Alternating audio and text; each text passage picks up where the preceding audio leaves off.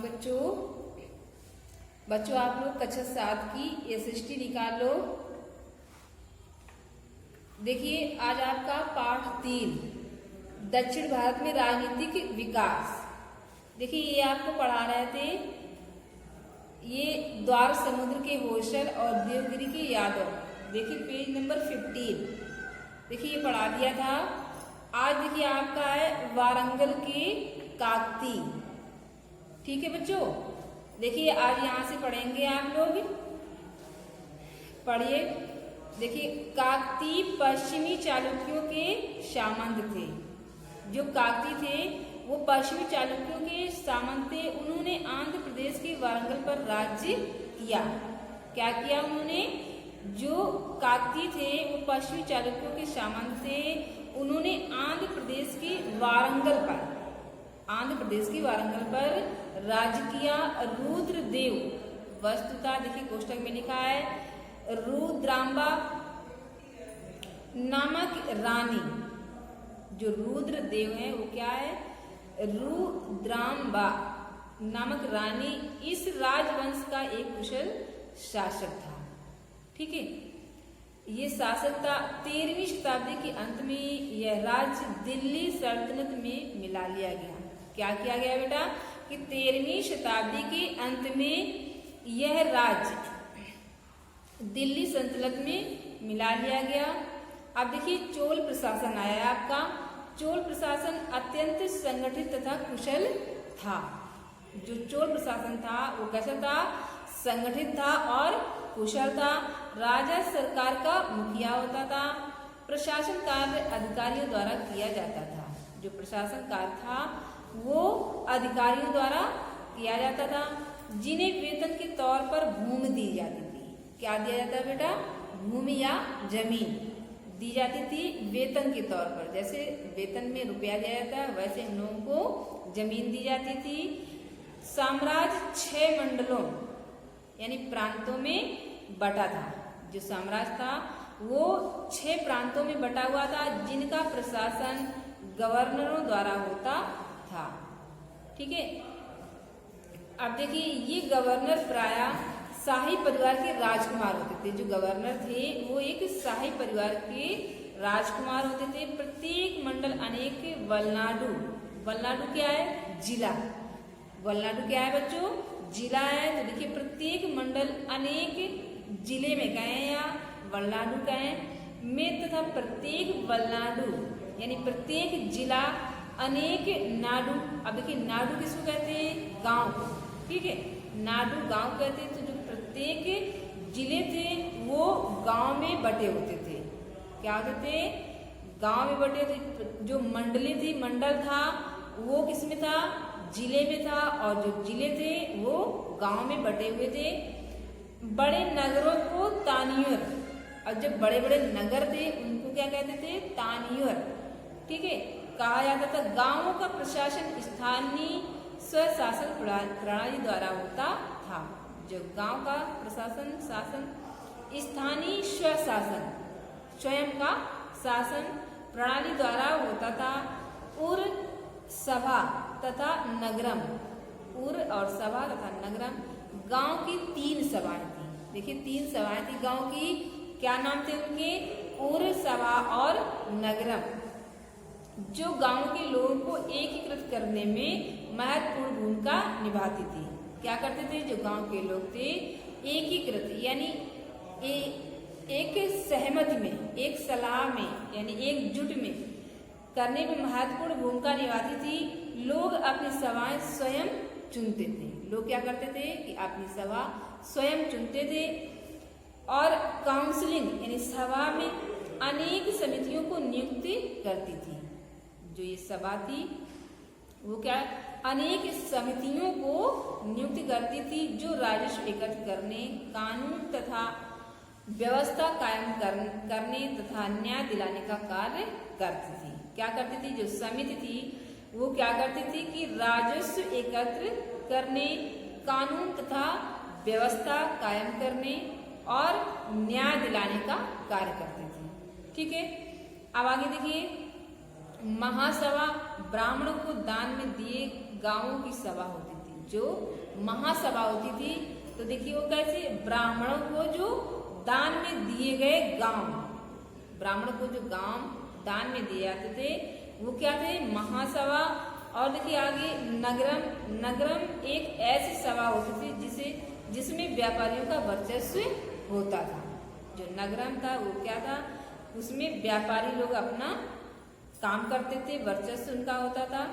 अब देखिए राजस्व एवं व्यापार। अब देखिए भूमि, राजस्व एवं व्यापार क्या है, भूमि पर कर तथा व्यापार राजस्व के प्रमुख स्रोत थे।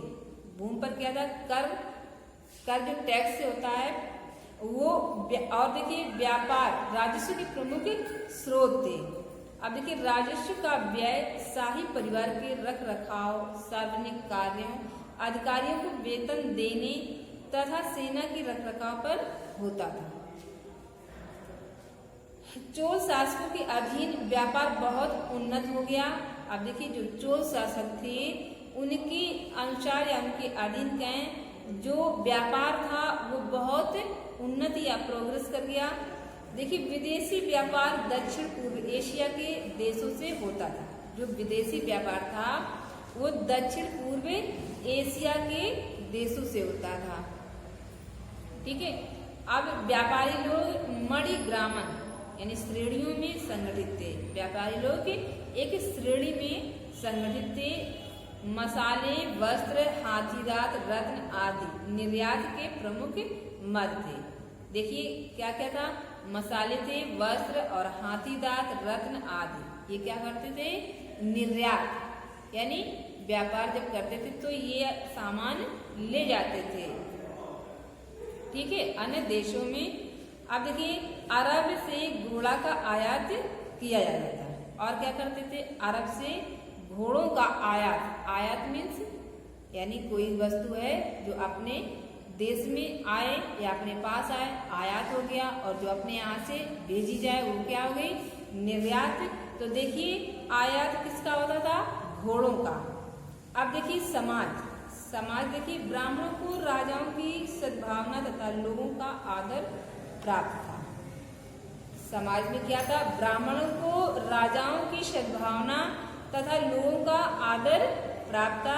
लोग आदर करते थे, सम्मान करते थे ब्राह्मणों का। उन्हें ब्रह्मदेव प्रदान किया जाता था।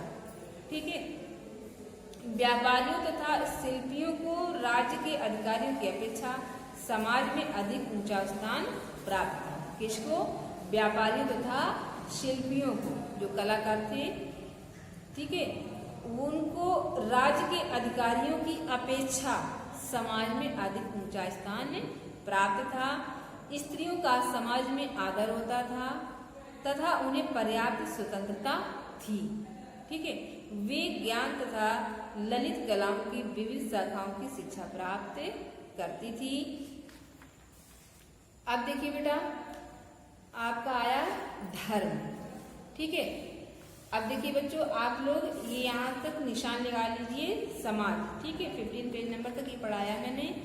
अब आप लोग अपनी नोटबुक निकाल लो और देखिए जो आदि लघु उत्तरी क्वेश्चन है, ठीक है, ये हम आपको बोल करके लिखवा रहे हैं। निकाल लीजिए बच्चों। अब देखिए आप लोग लिखेंगे, लेसन आपका 3 है और लिखेंगे अति लघु उत्तरी प्रश्न। लिख लिया। अब देखिए पहला क्वेश्चन आपका है, लिखेंगे होयसल कहाँ शासन करते थे। होयसल कहाँ शासन करते थे, लिख लिया बच्चों। चलिए आंसर लिखिए, होयसल मैसूर, फिर देखिए कोष्टक में लिखेंगे कर्नाटक तथा तमिलनाडु के कुछ भागों पर शासन करते थे। लिख लिया, तमिलनाडु के कुछ भागों पर शासन करते थे। लिख लिया बच्चों। अगला क्वेश्चन लिखिए, दक्षिण भारत के शक्तिशाली राज्यों के नाम लिखिए। दक्षिण भारत के शक्तिशाली राज्यों के नाम लिखिए। अब देखिए आंसर लिखिए, दक्षिण भारत के शक्तिशाली राज्यों के नाम चेर, चोल एवं पांड्य हैं। लिख लिया। अगला क्वेश्चन लिखिए, शाही चोल वंश की स्थापना किसने की थी? शाही चोल वंश की स्थापना किसने की थी? लिख लिया। आंसर लिखिए, शाही चोल वंश की स्थापना, शाही चोल वंश की स्थापना इतिहासकारों ने की थी।